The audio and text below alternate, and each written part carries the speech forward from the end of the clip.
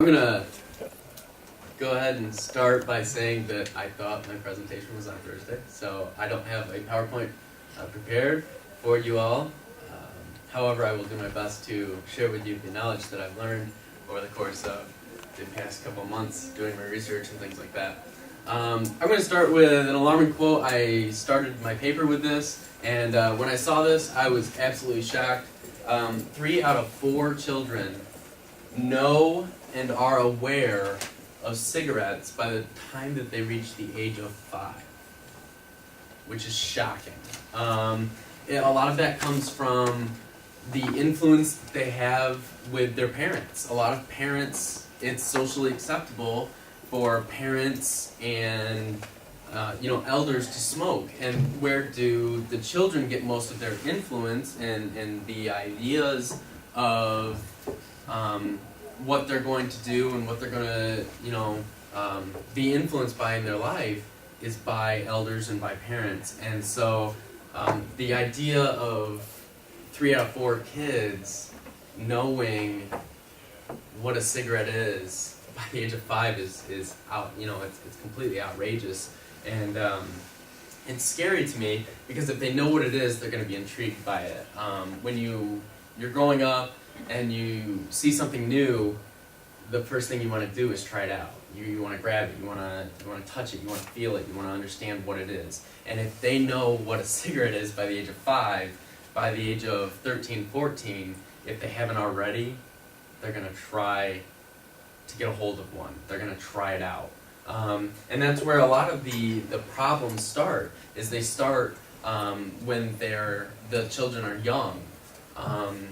And it influences, the influences come from many different areas. I mentioned the parents, the peers of these people, young people, they're influenced greatly by their peers, and the ability to, they're hanging out and it's cool, and the magazines, the ads that are seen in magazines, and they've stopped them on TV now for obvious reasons, but the ads that young people are seeing in the magazines that they're reading to get their gossip on, who God knows what, the young Hollywood and things like that. And that's another influence. It's just young Hollywood and things like that. It's so cool, and it's so, it's almost high class to smoke, which seems odd to me, but it's so normal to many, many students and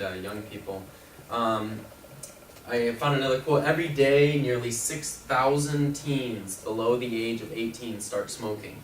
6,000 teens. That seems, off the charts to me. Of these, nearly 2,000 will become regular smokers.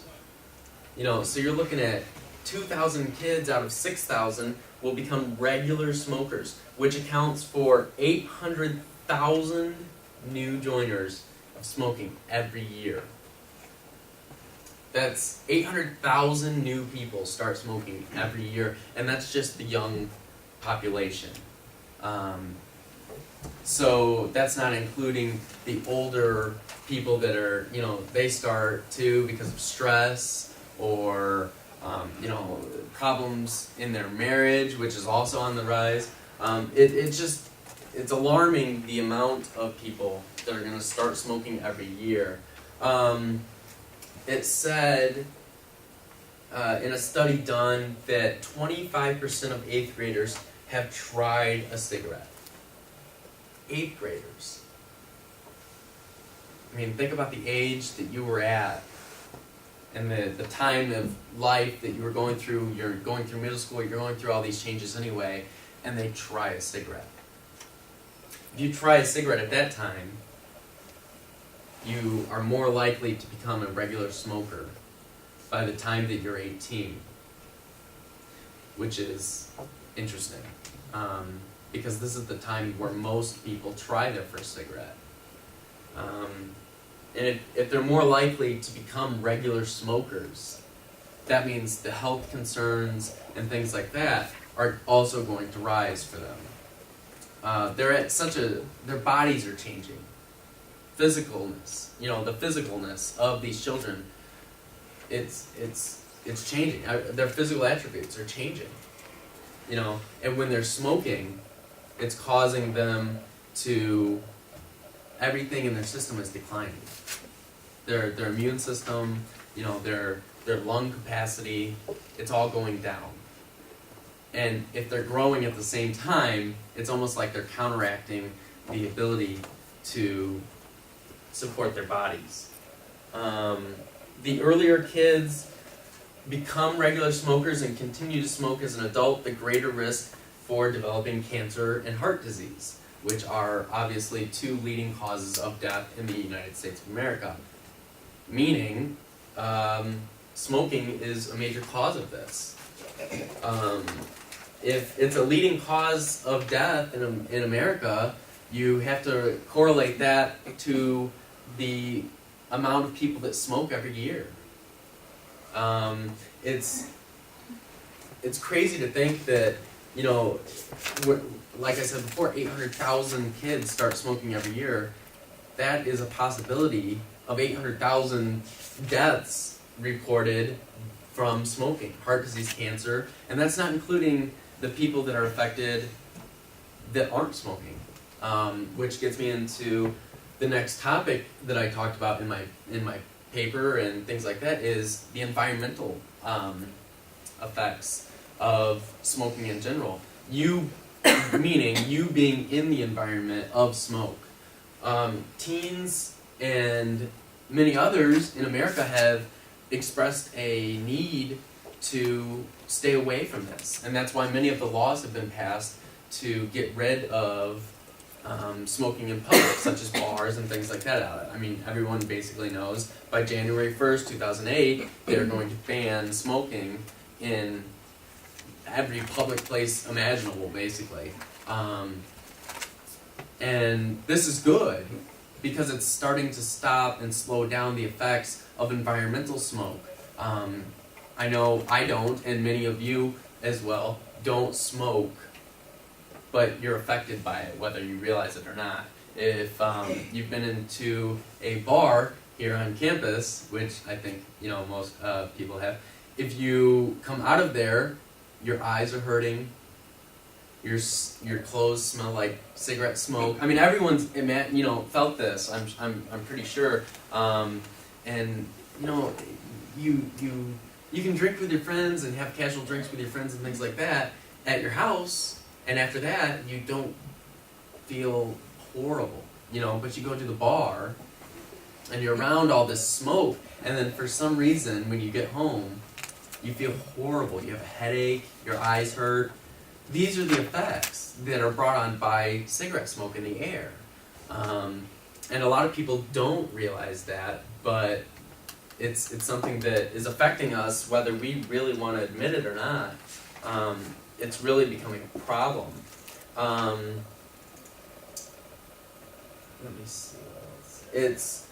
It's something that they've done studies on as far as the environment of smoke. They've done studies on, and they've quizzed people, or they've asked people, do you want people to stop smoking in these public areas? And it's alarming the amount of people that have said yes. You know, I want people to stop smoking in these public areas, bowling alleys, you know, restaurants. A lot of people get sick to their stomach when they smell smoke. If you're, you know, sitting there eating your meal, you've paid for your meal, and you're smelling smoke, it doesn't make you want to eat, you know? And that's something that a lot of people are having problems with. They've done studies on this as far as, you know, like I said, how many people want them to stop smoking, and it's up in the 90% range. 90% of people want others to stop smoking in public areas. But they've done counter studies on that, and they've said how many people, you know, deem it socially acceptable to be smoking. And it's right up in there in the 75% range. You know, yeah, it's fine. People, you know, people smoke, yeah, it's part of life. But it's not just part of their life, it's part of your life as well, because you're taking in even if you don't smoke.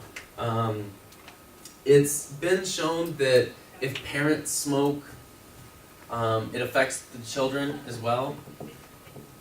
It's a correlation, but I found in most of my research that they're not saying, if your parents smoke, you'll smoke.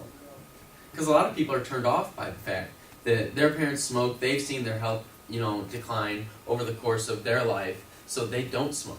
They actually have a very, disdain, like almost a disdain towards smoking, which is nice to see, because the more young people that, start smoking, there's problems that arise. And it's not just in problems as in, health concerns. It's school problems too. It's been shown in studies that it's a greater risk to commit a crime or to be a bully or things like that in school if you smoke. I didn't really find in my research why that correlates.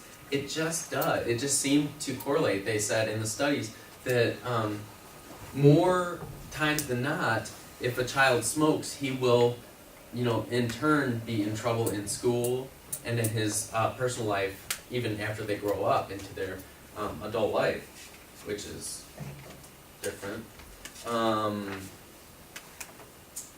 It's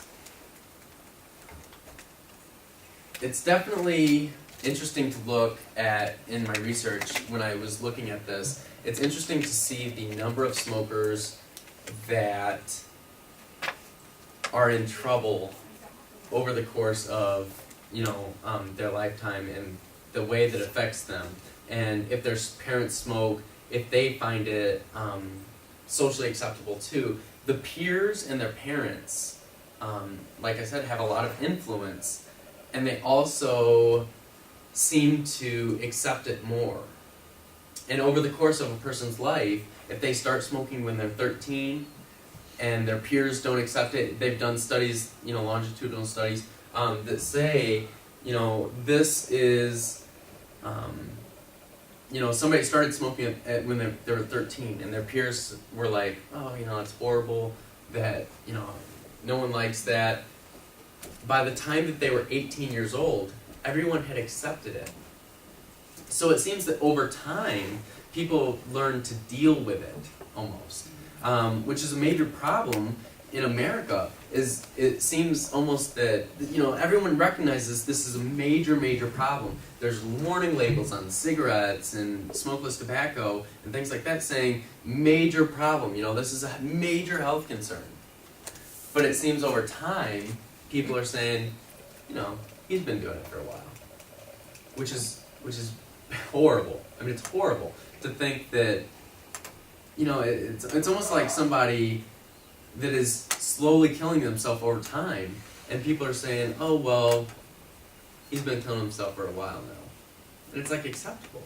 And I honestly believe that cigarettes are one of the only things in the world that people can do to slowly kill themselves over time.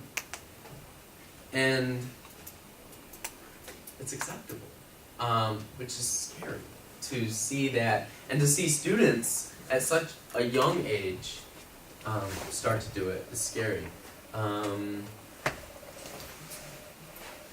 Basically, if we look back on our lives in general, we can think about the people that we've seen smoking. You have to think back and almost think to yourself, am I accepting this person and their habits? And I think a lot of us are. I know a lot of my friends smoke, and I tell them every day, hey, when are you gonna quit that? Like, you're gonna be the 50-year-old guy with your kid sitting next to you smoking, and most of them were like, oh no, I'll quit. But it's not easy. It's really not easy. A lot of people have horrible, horrible times with quitting, and it's really sad that somebody can try to quit. I found in my research, somebody can try to quit up to 3 times in their life before they actually succeed in quitting.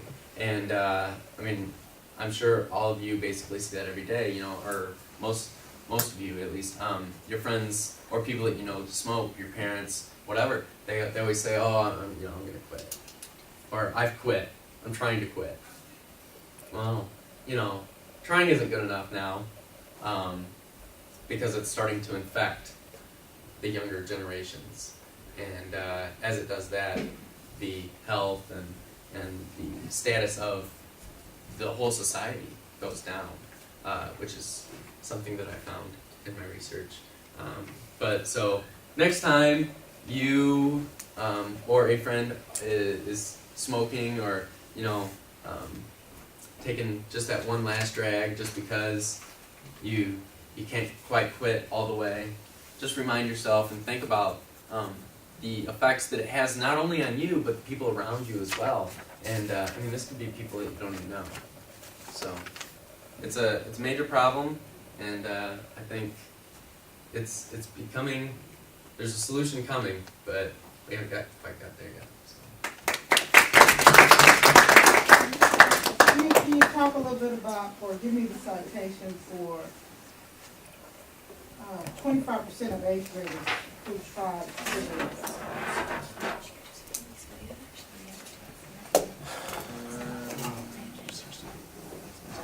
It came from Monitoring the Future. And it's the University of Michigan stuff. For